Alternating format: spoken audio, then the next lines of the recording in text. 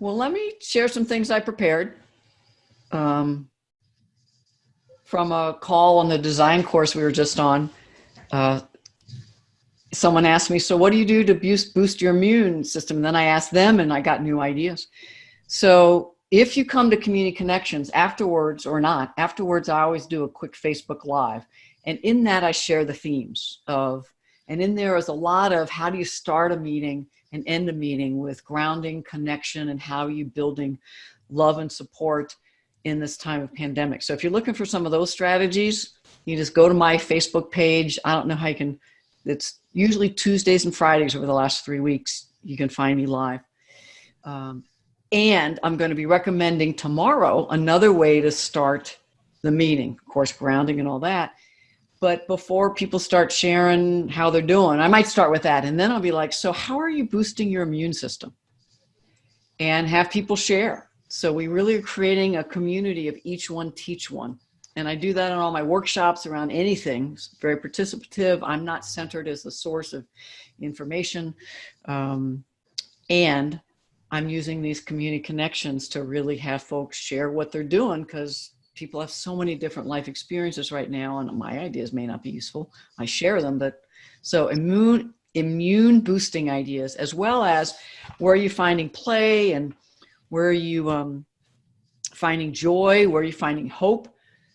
All of those conversations could balance all the stress, anxiety, rage, depression that people are feeling, at least that I run into in a roller coaster. And it's not a straight line, as in I was there the first week and now I'm like grounded and creative. Most people I talk to, roller coaster, especially as new dynamics are happening.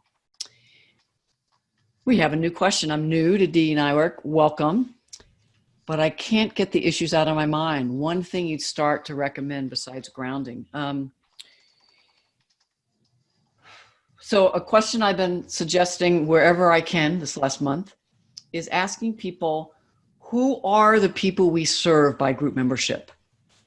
And you could even model it by saying, given this pandemic, I've been so much more aware of who we're serving by group membership, and especially the intersecting group identities. So if it's a single parent, I was on a Zoom coaching call today with a single parent of a young person, 5'6", who after about 20 minutes said they were done with what they were supposed to be doing and started climbing on the person I was talking to. Well, even if the person, they were on camera, but even if they weren't, how do I, as a manager of the time coaching, whether it's training, if you're doing services to people virtually, thinking about are they caring for other people inside the home, outside the home? Are they personally scared of getting ill because someone in their household is an essential worker and or very low paid worker that is still not getting sick care and health benefits? So are they literally scared every day when that person comes back into the home that they may be carrying? So one thing could be, what are all the concerns of the people we're serving, do you think? And by group membership, are there any patterns? Like these last few days, and it's not just in urban areas, because it's Albany, Georgia as well, Black folks are dying of this disease faster and at greater numbers than whites.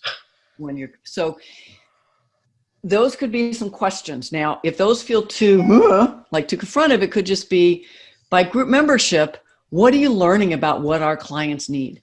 And what are we learning about each other and what we might be needing, particularly in these times? So that could be a way to keep equity, inclusion, diversity. Some people call it EDI or DEI.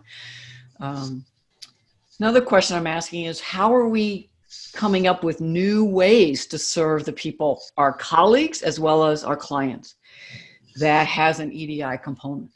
And collecting those up so that in a month, 3 months, whenever we are face to face again, the question would be, which of these do we want to keep doing? Because we realized there was some opportunity in this horrific pandemic that we got innovative, we had to, and now, wow, this is actually working. It's better than how we were either running meetings and or how we were serving others. So those could be ideas to start thinking your whole group, starting about EDI when you don't feel comfortable doing any teaching or facilitating about it. but getting it on the table. And then, to be honest, the knowledge base, which again is further up in the chat, I'd start looking at some of those and just look through and see which topics are interesting. And again, it's free resources. There's probably several hours of material.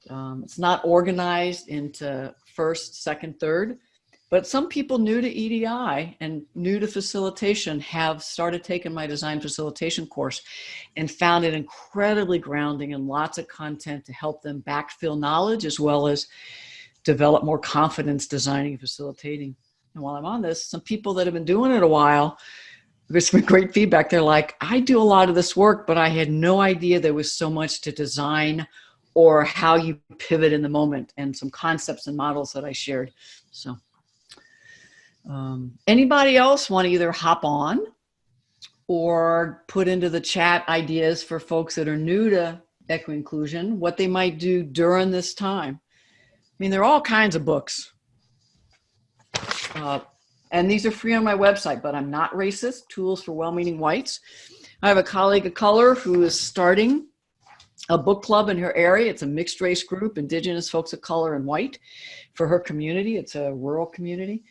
And she's a woman of color, but she's using that because your focus is really trying to get more whites to understand. And many folks of color said it was a really helpful tool for them to get the full breadth of white supremacy culture, what whites could be doing to unlearn and learn more effective, racially just ways of being. And Nisha, your comment about intersections, asking people to not just be mono identity, to say, what are we learning about the intersections of our clients and our staff and how that's impacting them, accessing our services, able to be online for meetings. So I think those are all good questions to ask. And then just go online and Google. There's so many free resources about equity and inclusion. Other people's websites might have all kinds of articles. I have a ton of blogs. So if you go to my website and somewhere on the menu it says blogs, and you can look back over them and see what are interesting. Just lots of free resources are out there. And maybe see if there's anybody in your community that's offering virtual foundational EDI work. And maybe see if anybody wants to, organize some folks to take the class together, especially if it's low cost or free.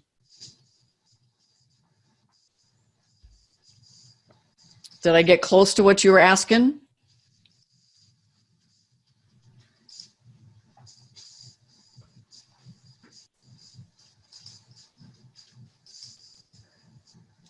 Now, if you're doing virtual courses or meetings, this is going to happen because folks who might ask a question then may have to pivot because something else came up that was critical, which dominant culture would not call critical. But when this person this morning, that young person was there for probably 5 minutes, just talking to me a little bit, but then not responding to the parents' direction to go.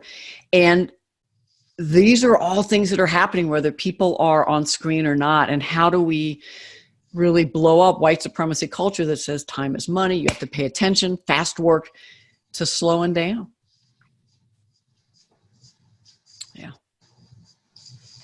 And your comment about to have a cohort, again, cohort to take the course, or cohort if you're like, we don't have resources right now, but find there are people in your organization or in your community region that just want to learn together and use a bunch of free resources. A couple of my blogs, maybe, Francesca Ramsey online does some great 2-3 minute clips. Jay Love is another one that I've loved over the years. Dr. Bettina Love has some, I think, TED Talks, but also some interviews that are free online. So and then you just keep meeting more people. So there's all kinds of free resources. Now, it's not scaffolded, intentional to meet people where they are, and so many places may not have resources for the course. So you can develop your own cohort and start learning what you want to learn and see who want to come along with you.